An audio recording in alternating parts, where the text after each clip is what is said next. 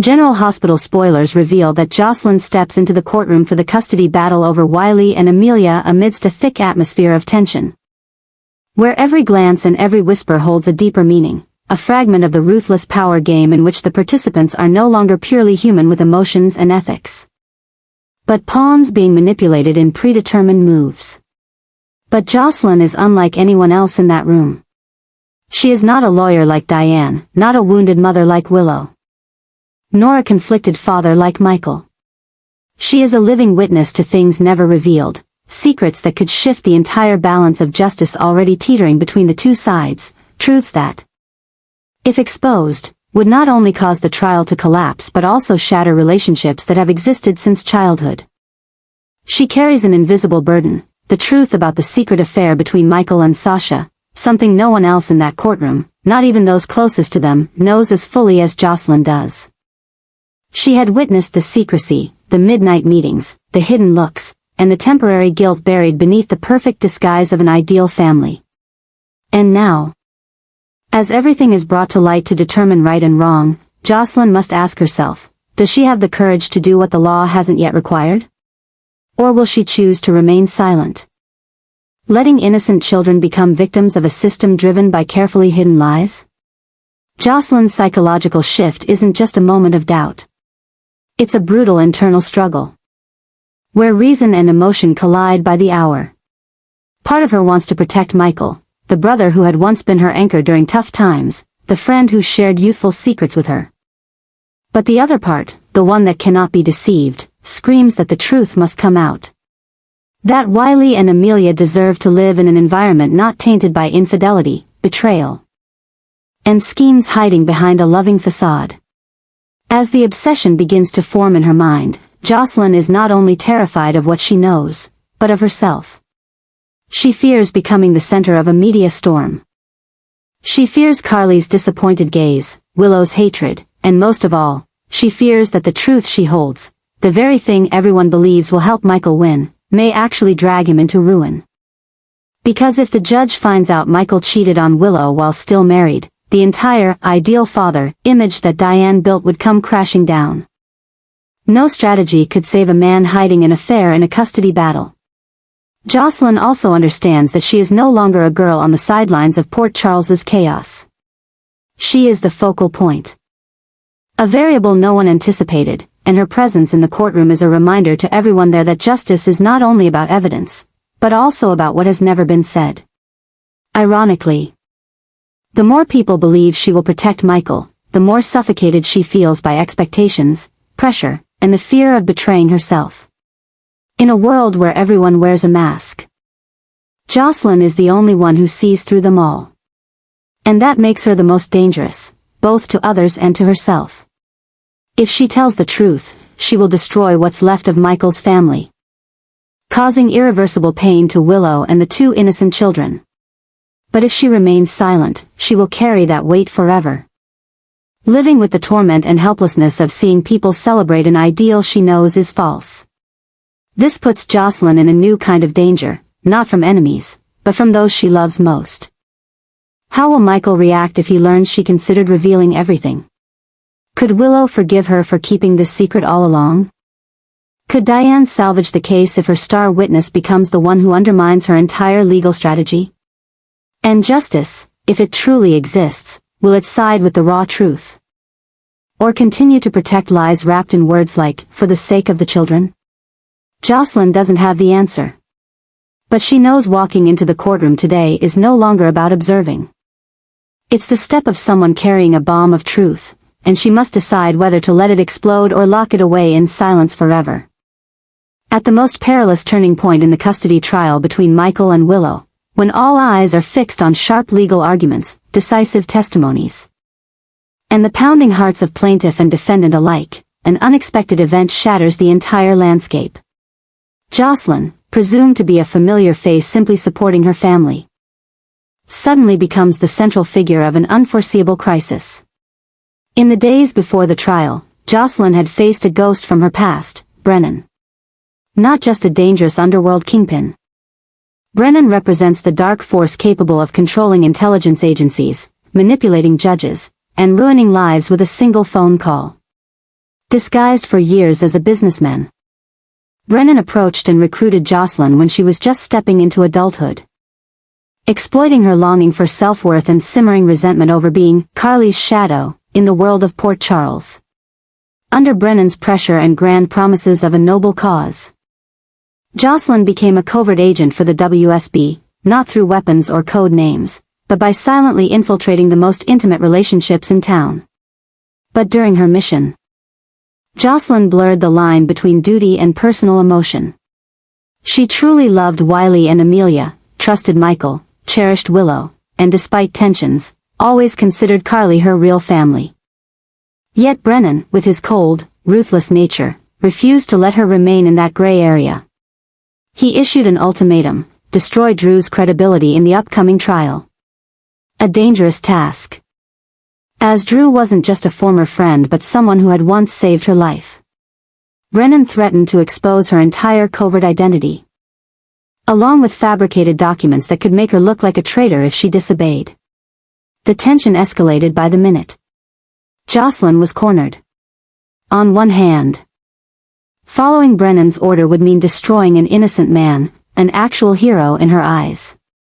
On the other, defying him could bring brutal retaliation on her entire family, Carly, Sonny, and little Donna included, by a shadow organization capable of wiping out Port Charles with a single well-orchestrated strike. Desperate thoughts swirled in Jocelyn's mind.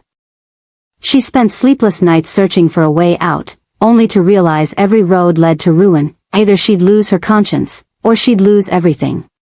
And then, the trial began. Jocelyn sat in the back row, clutching a small handbag, with a copy of the documents Brennan had sent, proof of her connection to the WSB. She felt her heartbeat like hammers against her temples.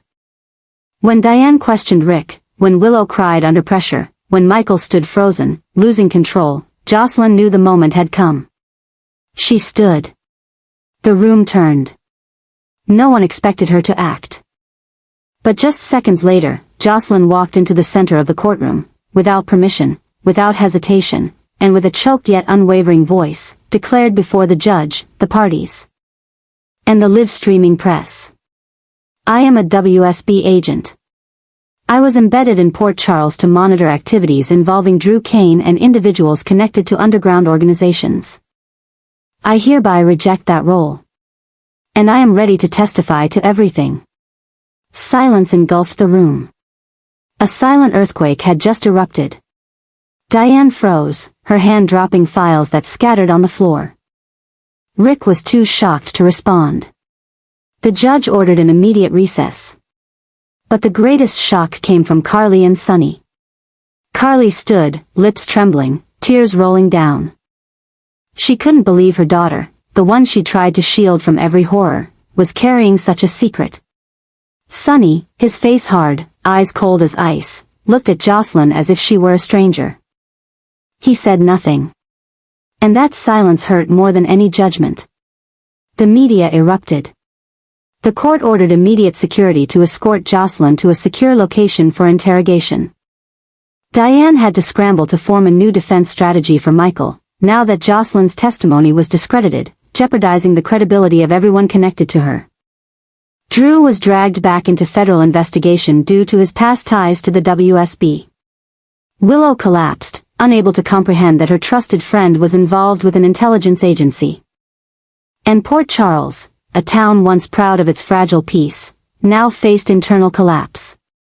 Jocelyn was no longer just Carly's daughter or Michael's friend. She was isolated, hunted by shadows, judged by loved ones, and misunderstood by an entire community. But by speaking the truth, she refused to be a pawn in a sinister agenda. Though the price was everything, Jocelyn ultimately chose righteousness. And that choice served as a chilling wake-up call to Port Charles. No one, not even those you love the most, is truly safe from the nightmare of buried truths. When the trial seemed to have reached its peak of tension, when everyone's eyes were still reeling from the shock of the revelation that Jocelyn was, in fact, a WSB agent, another bombshell was dropped, this time triggered by Jocelyn herself. Not to save herself, but to expose the layers of corruption that everyone had chosen to ignore. Standing in the center of the courtroom, under the harsh lights that made her pale face look even more drawn, yet with eyes burning with resolve, Jocelyn began naming Brennan, the man who had pulled her into the whirlpool of espionage orders, manipulation, threats, and destruction. She didn't just name him. She listed a series of crimes he had secretly committed in Port Charles, from infiltrating the WSB database to redirect files, to pressuring key figures in the justice system, and most disturbingly, exploiting minors for intelligence purposes. The courtroom plunged into chaos. Court staff were deployed to protect Jocelyn. The judge immediately suspended the hearing, and special police forces were mobilized to track Brennan's whereabouts. But before leaving, Jocelyn turned around, looking directly at Michael, Diane, and finally Drew and Willow, and she did the unthinkable. She exposed another truth. One unrelated to espionage, but powerful enough to bring down the entire legal and moral framework that Michael and his legal team had painstakingly built. With a voice slow, restrained, yet as sharp as a blade, Jocelyn declared that she had clear evidence of an intimate relationship between Drew and Willow, while Willow was still legally married to Michael. She didn't say it out of spite or revenge, but because she knew that falsehood could never be the foundation of a just verdict. By remaining silent, she had become complicit, and now, she chose to stand with the truth, no matter the cost. A suffocating silence fell over the courtroom. Diane looked like she'd been jolted out of reality. Michael stared at Willow with a silent, frozen disbelief, his face rigid, his eyes as if no longer recognizing the woman who had given birth to his two children. Willow, sitting quietly in the front row, her face ashen, tears streaming down, did not deny it. Drew, from across the room, closed his eyes tightly, as if shattered by the very thing he had tried so long to bury in the dark. With this double strike, accusing Brennan and exposing the illicit relationship between Drew and Willow, Jocelyn shattered the legal narrative Michael and his team had crafted to gain the upper hand. End the custody battle. All arguments of the ideal family model, all strategies to paint him as the devoted father and her as the loyal mother, crushed on the spot. The media exploded. News headlines spread like wildfire. Jocelyn Jacks accuses Brennan of being international spy master, exposes Drew Kane and Willow Corinthos affair. Michael's political career, his business, and even his parental rights now stood on the brink of collapse. But it didn't end there. By choosing to reveal everything in the courtroom, Jocelyn became not only the center of a media storm but also the target of hostility from those who once loved her. Carly, her mother, who always believed she knew Jocelyn better than anyone, sat frozen, eyes breaking as each of Jocelyn's words cut into her like blades. Sonny, the man who once shielded Jocelyn from the darkest parts of the world, now saw her consumed by it, no longer the innocent girl who once ran to him when things went wrong. Jocelyn knew. After today, no one would ever see her the same again. She was no longer Carly's daughter, no longer Trina's best friend, no longer Wiley's protector, or Michael's defender. She was Jocelyn Jacks, the one who spoke the unspeakable, who plunged the entire town into chaos, and who now faced unimaginable consequences. Brennan would come after her. Drew would resent her. Willow would crumble. Michael would spiral into vengeance. And Diane, no matter how rational, could not shield her from the fallout of the truth she had just unleashed. Yet deep down, Jocelyn remained firm in her belief.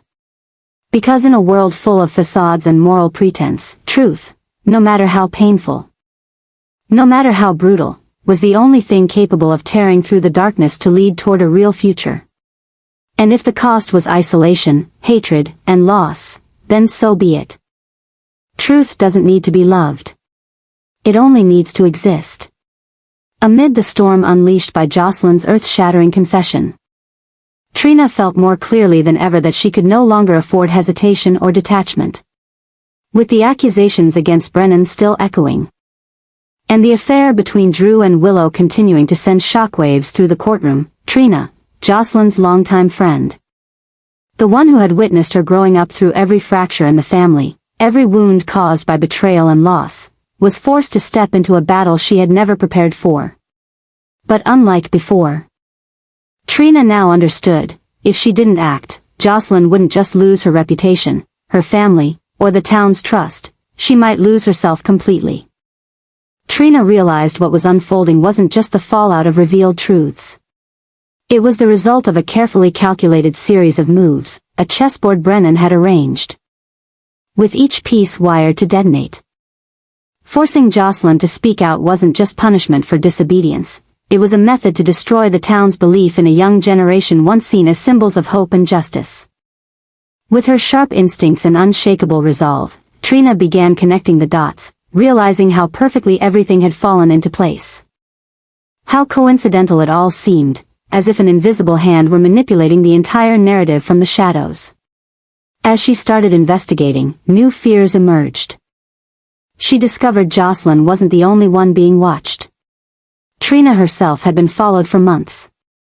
Her campus activities, her meetings with Spencer, even her visits to the art gallery, all were logged in data she accidentally accessed from an old device Jocelyn had once carried. The realization chilled her. And it threw her into a state of high alert, where anyone, even those closest to her, could be part of Brennan's web of destruction. Trina decided she couldn't let Jocelyn fight alone. She began reaching out to people Jocelyn had avoided, including Dex, who had once had murky ties to a security organization and was suspected of being an insider for a hidden force. She approached Diane, demanding access to classified information that Jocelyn couldn't share due to legal constraints. She dug through old press archives on Brennan and uncovered names that had mysteriously disappeared after associating with him.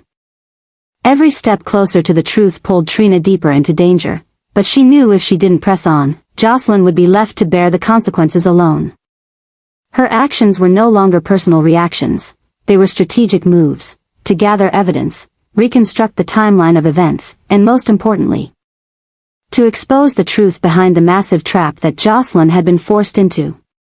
Trina understood the courtroom was no longer just about custody, it had become a battlefield of espionage, where every word, every testimony, every piece of evidence could be twisted to serve a hidden agenda. And from that realization, a new fear took hold, not of Brennan, but of time. That she might not have enough of it to stop the worst from happening. As Trina stepped into the game, media, law enforcement, and even shadowy figures began turning their attention to her. But she didn't back down. She coordinated with Jordan to ensure Jocelyn's safety. She reached out to Sam to tap into old WSB connections. She confronted former enemies of Brennan, using her intellect and courage to build a protective wall around her dearest friend. And through each of these actions, she proved a crucial truth. What had seemed like random misfortunes were in fact the result of a deliberate, organized conspiracy. The suffering Jocelyn endured wasn't from weakness, it was because she had been turned into a pawn in a game she never chose to play. In a world unraveling from broken relationships, exposed secrets, and shattered trust, Trina became a symbol of loyalty and steadfastness. Her courage wasn't about winning or being a hero, it was about refusing to let her friend fall when the world turned its back. And like Jocelyn, she knew, once you step into the shadows of truth, there is no turning back. But at the very least, if they were to fall, they would fall together, not alone, and never in silence. Because for Trina, there was nothing more terrifying than standing by and watching someone you love be destroyed by lies, and doing nothing. Carly stood frozen in the courtroom. Her heart frozen at her daughter's confession, not one, but two bombs that destroyed everything she had worked so hard to build over the years. In an instant, the image of Jocelyn, the little girl who used to run into her mother's arms whenever she was sad, who Carly had protected from the darkness of the world into which Carly had unwillingly led her daughter, suddenly became unfamiliar. Jocelyn's words were not only a blow to the order of the court, but also a direct cut to the trust that Carly had thought would never waver between mother and daughter. She couldn't understand why Jocelyn had carried such a terrible secret without sharing it. Why she had let the truth explode in a way that made everything collapse in just one breath. Carly's psychological adjustment did not go smoothly. It came like a smoldering obsession that gradually intensified, pushing her into a state of suffocating emptiness. Carly has always been the strong woman who stands up from the rubble and protects her family at all costs. But this time, she can't protect Jocelyn, can't keep her daughter from falling into the quagmire of spy agencies, dangerous conspiracies, and now public hatred. Everything Carly has done to keep Jocelyn on the sidelines of her battles has backfired. And the fact that she didn't see it sooner hurts even more than the betrayal. But in that pain, something else emerges, a familiar, wild, fiery feeling, hatred. Carly is no longer just a grieving mother. She is back to being the woman who has fought against forces dozens of times stronger than she has, who has been betrayed, humiliated, abandoned, but always got back up. And now, her target is Brennan. He had a hand in Jocelyn's life, had turned her daughter into a tool of a vicious plot, had forced her into the role of a helpless mother. Carly didn't need the law to demand justice. She wanted revenge. Not with tears, but with a plan, with action, the way she always did. The change in Carly was more obvious than ever. She no longer maintained a soft facade to soften the image of a woman who had been through dark times. She called Jason straight away, the only person she trusted to support her without asking questions. She asked Dex to trace every connection of Brennan. From the underground deals to the lines of communication with the WSB organization. She went to Sonny, even though they were no longer in love, and asked him to put his concern for Jocelyn's safety back on, regardless of what was happening between them. Carly knew she had no other choice. If she didn't act, if she left Jocelyn alone in the swirling political and legal maelstrom, she would have to live the rest of her life with the guilt that she had failed as a mother. But what Jocelyn revealed also brought Carly another shock, the shock of the people she had trusted. Drew, who had been her rock after so many heartbreaks, was now part of the affair with Willow. There was no warning, no sign.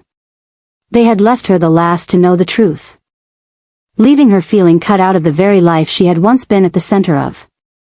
Carly was not only hurt by Jocelyn, but also by the realization that everyone around her had changed, and she, once again, had been left behind, lied to, disregarded. It was that double shock that transformed Carly into a different version of herself. A Carly who could no longer bear it. A Carly who will use every resource, every acquaintance, every vestige of her past to exact revenge, not for honor, but for her flesh and blood. For the only daughter she has left in a world that is slowly disappearing.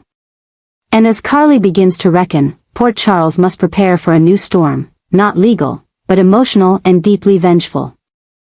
Because Carly knows that in a world where truth is a double-edged sword and love can be twisted into a tool, the last person standing is not the one who is right, but the one who never lets herself fall. And this time, she won't just stand up for herself. She will stand up for Jocelyn. And send everyone who touched her daughter to hell.